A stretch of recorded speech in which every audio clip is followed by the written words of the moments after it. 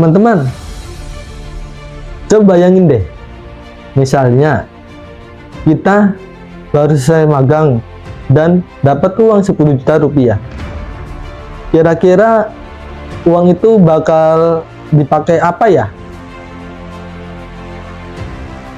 Mungkin ada yang dipakai buat beli HP baru, ada yang milih buat ditabung, bahkan mungkin ada yang lebih suka buat liburan.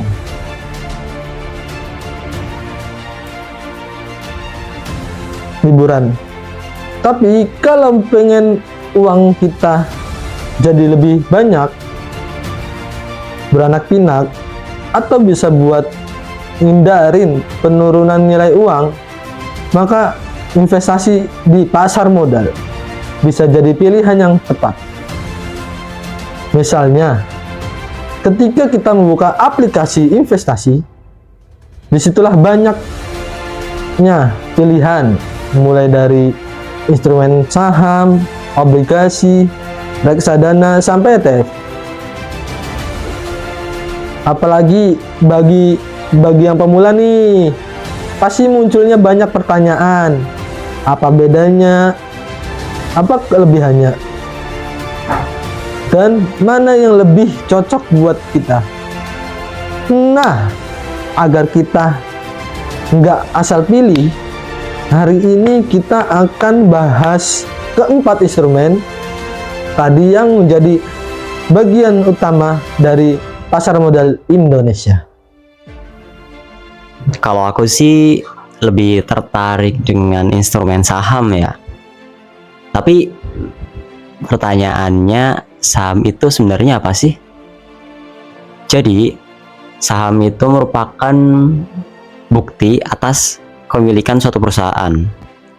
Artinya, ketika kita membeli saham dari suatu perusahaan, artinya kita menjadi salah satu pemilik dari perusahaan tersebut sesuai dengan jumlah saham yang kita miliki. Contohnya, ada beberapa perusahaan bank di Indonesia seperti BCA, BRI, BNI, Mandiri, dan sebagainya. Itu sahamnya dimiliki oleh sebagian besar masyarakat di Indonesia. Lalu, di mana sih kita bisa membeli saham? Kita bisa membeli saham di sekuritas namanya, atau tempat jual beli saham. Nah, saham-saham yang bisa kita beli itu bisa dilihat di BEI atau Bursa Efek Indonesia, tempat di mana kita bisa melihat saham itu diperjualbelikan. Di situ terlihat perusahaan-perusahaan yang terbuka yang menjual sahamnya ke publik, dan biasanya investor juga melakukan jual beli saham di sana. Nah, keuntungan dari membeli saham itu ada dua. Yang pertama adalah capital gain, yaitu ketika harga saham naik. Misalnya hari ini kita membeli saham BCA katakanlah seharga 5.000 per lembar. Nah, minimal kan pembelian itu biasanya satu lot ya, umumnya satu lot. Satu lot itu ada sekitar 100 lembar saham. Jadi kita ketika ingin melakukan pembelian, minimal membeli satu lot atau 100 lembar. Artinya jika tadi sahamnya BCA 5.000 per lembar, berarti kita butuh 500.000 untuk membeli satu lot. Misal kita beli satu lot nih, lalu tahun depan sahamnya udah naik jadi 5.500 misalnya, atau malah 6.000. Nah, selisih kenaikan harga tadi itu menjadi keuntungan kita gitu. Nah, menariknya umumnya ada dua cara ya untuk investasi saham atau teknik.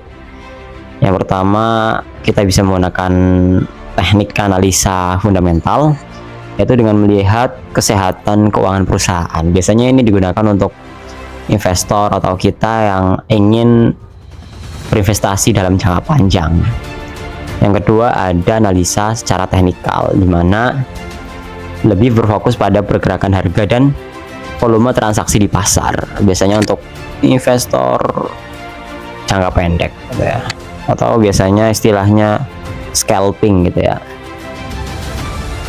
mengambil selisih dari harga kenaikan dalam jangka waktu yang dekat gitu. Nah, keuntungan yang kedua itu adalah dividen atau pembagian keuntungan perusahaan kepada para pemegang saham.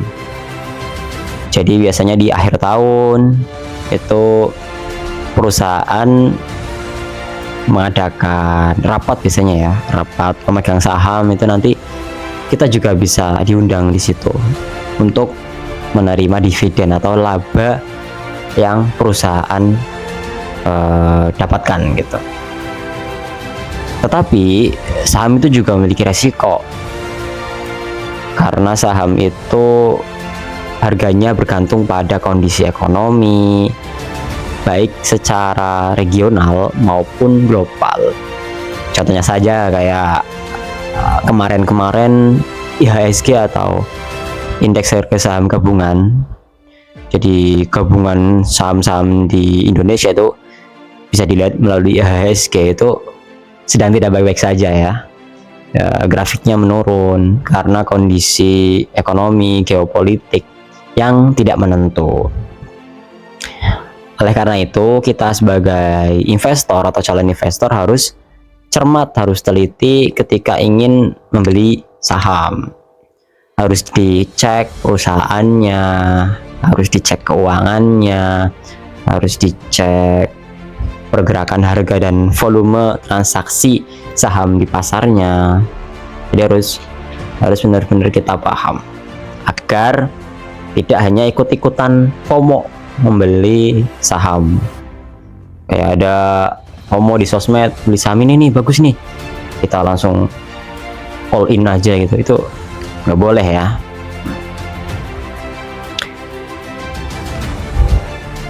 Makanya belilah saham dengan bijak. Ya, kali ini masuk pada bagian obligasi dan reksadana. Kalau menurut saya, saham memang menarik, tapi resikonya lumayan besar. Jadi kalau ada pilihan yang lebih stabil, bagaimana? Nah, disinilah ada yang namanya obligasi. Obligasi merupakan surat utang. Jadi ketika membeli obligasi, kita sebenarnya meminjamkan uang kepada pemerintah atau perusahaan. Sebagai gantinya, kita akan memperoleh kupon atau bunga secara berkala.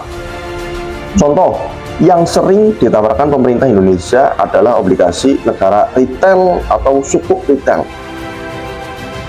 Dana yang dihimpun dari masyarakat nantinya digunakan untuk membiayai pembangunan nasional seperti jalan, rumah sakit, dan sekolah dasar. Selain obligasi, ada juga yang namanya reksadana. Misalnya kita sibuk kuliah, organisasi, dan bekerja sehingga tidak punya waktu untuk mempelajari puluhan perusahaan. Daripada memilih sendiri, kita membeli reksadana. Di reksadana ini nantinya uang dari banyak investor akan dikelola oleh manajer investor profesional.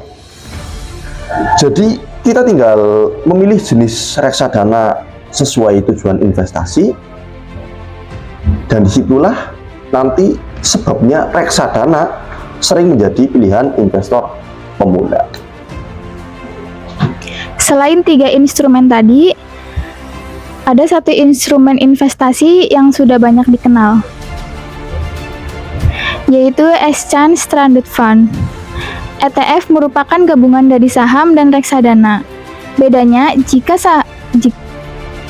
jika reksadana dibeli melalui manajer investasi, ETF dapat dibeli dan dijual melalui Bursa Efek Indonesia, sama seperti saham. Di dalam satu ETF terdapat Di dalam satu ETF terdapat kumpulan beberapa saham atau aset lainnya. Jadi dengan membeli satu ETF, investor tidak hanya memiliki satu saham, tetapi beberapa saham sekaligus. Misalnya, daripada membeli saham dari satu perusahaan saja, investor bisa membeli ETF yang berisi saham dari beberapa perusahaan besar. Dengan cara ini, resiko investasi menjadi lebih tersebar sehingga tidak bergantung pada kinerja satu perusahaan saja. Ternyata, setiap instrumen investasi memiliki karakteristik yang berbeda. Saham contohnya, itu cocok bagi investor yang menginginkan keuntungan lebih tinggi dan juga siap menghadapi resiko. Lalu obligasi itu cocok untuk investor yang menginginkan pendapatan yang tetap. Sedangkan reksadana itu cocok bagi pemula yang ingin investasi secara praktis. Dan terakhir ada ETF, itu menjadi pilihan bagi investor yang menginginkan diversifikasi sekaligus memperoleh keuntungan dan kemudahan seperti transaksi saham. Jadi kesimpulannya, tidak ada instrumen investasi yang paling baik bagi semua orang, karena instrumen investasi yang kita pilih harus sesuai dengan karakter kita, tujuan keuangan kita, jangka waktu yang ingin ditempuh, dan juga profil resiko masing-masing dari kita. Mungkin itu saja. Terima kasih atas perhatian Bapak Ibu sekalian, teman-teman sekalian. Dari kami kurang lebihnya mohon maaf. Assalamualaikum warahmatullahi wabarakatuh.